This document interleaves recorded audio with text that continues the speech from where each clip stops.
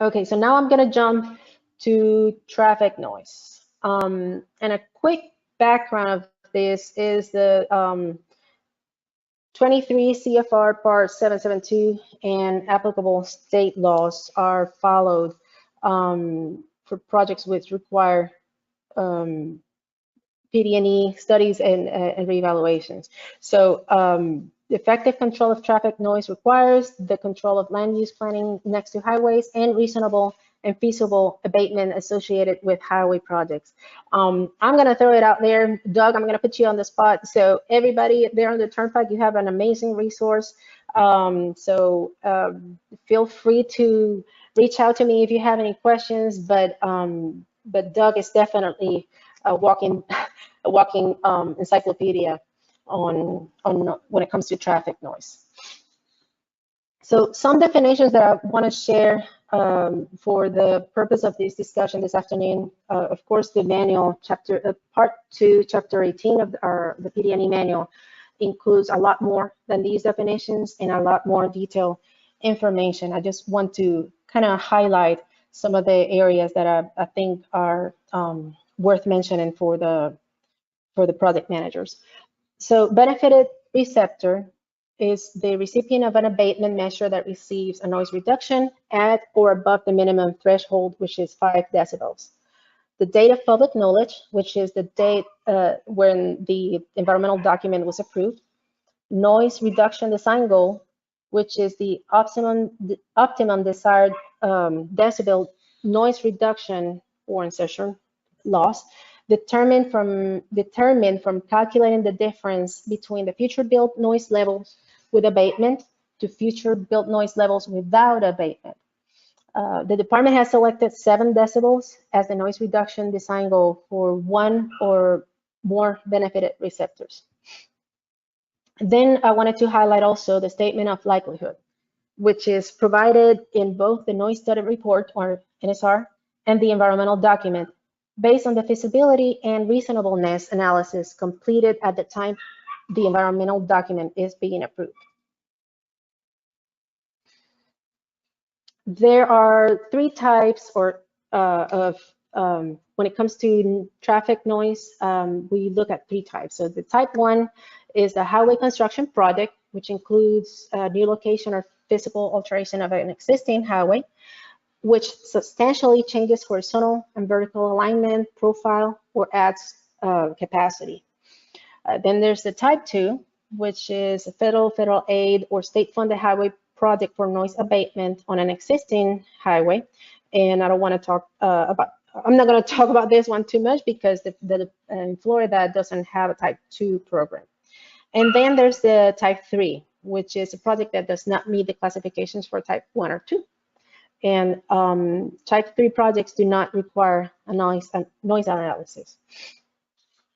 All FDOT highway projects, regardless of funding source, shall be developed in conformance with federal standards for noise abatement as contained in 23 CFR Part 772.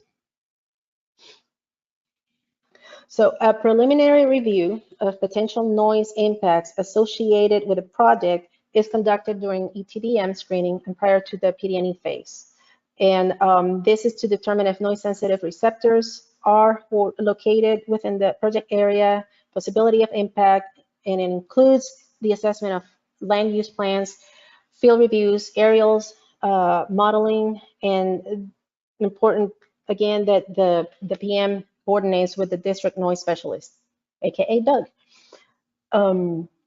Traffic noise impacts occur when modeled future highway traffic noise levels for the worst case noise condition, usually level of service C, approach or exceeds the noise abatement criteria established by 23 CFR 772.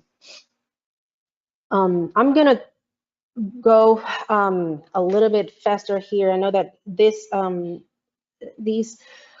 presentations will be available to you, and I apologize for trying to run through some of them quicker, but I'm kind of short on time. For traffic noise analysis, for prediction, the analysis shall be completed for the alternatives under detailed study, and for each activity category, under the NAC as shown in the PDE manual, figure 18-1 in the study area. So the noise level predictions are required for the no build alternative for existing and design year, and for the build alternative for design year only. And the FHWA requires that the traffic noise model, or TNM, be used for modeling traffic for these years. The level equivalent is the noise level descriptor used by the department. The equivalent steady state sound level, which in a stated period of time contains the same acoustic energy as the time varying sound level during the same time period. Okay, so a quick review, overview of the evaluation for noise abatement. When traffic noise impacts are identified, noise statements shall be considered and evaluated for feasibility and reasonableness. The department shall determine and analyze alternative noise abatement measures to abate identified impacts by giving weight to the benefits and cost abatement of the overall social, economic, and environmental effects by using feasible and reasonable noise abatement measures for these decision making. And at a minimum, the FDOT considers noise abatement in the form of a noise barrier when a traffic noise impact is identified. For feasibility, it must involve noise reduction and engineering considerations, the ability of the noise barrier to provide a reduction of at least 5 decibels to impact the receptors, the cost, the visual impacts, and other factors are not unreasonable. The receptor is not considered benefited if a minimum of 5 decibel reduction cannot be achieved. The number of impacted receptors required to achieve a 5 decibel reduction or greater for a barrier to be considered feasible will be 2 or greater. It also considers the design, construction, safety, access, right-of-way, drainage, and utilities, and considers the additional cost solely to accommodate construction of a noise barrier should be, it is included in the reasonableness evaluation. Okay, safety factors, of course, are included, so you don't want to break into the sight distance of an intersection or driveway. The maximum height of a noise barrier would be 22 feet from the ground. On a bridge or retaining wall structures would be 8 feet. Ground-mounted traffic railing noise barriers, the combination thereof is 14 feet. The reasonableness factors are determined once the abatement measures is determined to be feasible, and reasonableness is determined based on the viewpoints of the benefited property owners and residents, the cost effectiveness of the traffic noise abatement measures, and the achievements of the FDOT noise reduction design goal. The cost effectiveness, all of this, I want to point out the reasonable cost is $42,000 per benefited receptor. And the chapter goes into detail on how this was, this formula was, this $42,000 was calculated. It is determined during the PDE study. And it is important that a statement of likelihood is included in the environmental document to pursue in the design phase if a noise barrier was considered reasonable and feasible. The noise study report, or NSR, documents the results of the noise analysis. Again, it is summarized in the environmental document. It includes the coordination and communications among stakeholders, including the public workshops. When the environmental document is approved, the PM must send copies to of the study report to local government officials within whose jurisdiction the project is located. And after the date of public knowledge, which again is the date that the environmental document is approved, FDOT is no longer responsible for providing noise abatement to new development which occurs adjacent to the proposed highway project.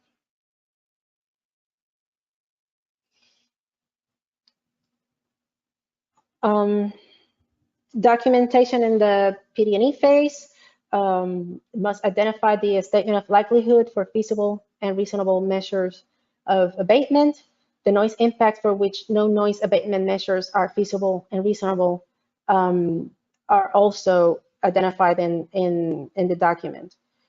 The noise abatement is analyzed during the PDE phase and during final design prior to plans, specifications, and estimates. The PDE chapter includes the different statements that could be included, that should be included in the environmental document, depending upon each project, whether there are no impacted receptors or no noise impacted areas require abatement considerations, or no feasible or reasonable abatement is identified. And then the required documentation in the design phase, it would be the noise abatement locations, the noise barrier types, lengths, and heights. And then the final noise abatement commitments are documented in the reevaluation and in the addendum to the noise study report prior to construction advertisement. And then the design PM collects all PDE noise abatement commitments and in the noise study report.